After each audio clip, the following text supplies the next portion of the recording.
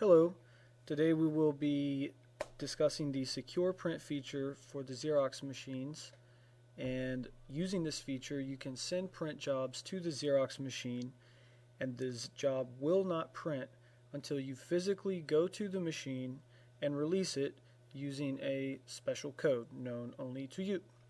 This feature is useful to avoid your sensitive documents from falling into the wrong hands.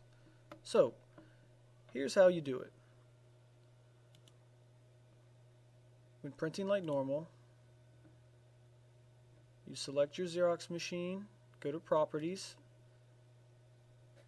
When the driver comes up, the only thing we're going to do different here is change this from normal print to secure print.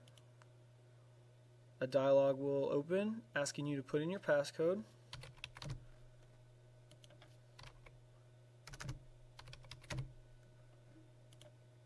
And OK, and print. Now to get this to print, you must go to the Xerox machine, and then you will see a screen that looks like this. This is a copy of the Xerox machine. If you're at the home screen, you're going to need to press the job status button, which will more than likely be to the left of the screen here. And you have this tab here, as you can see, for secure print jobs. Under secure print jobs, you see I have sent some. So I click there and it asks me for my passcode. Passcode is in, and now I see the two jobs I've sent.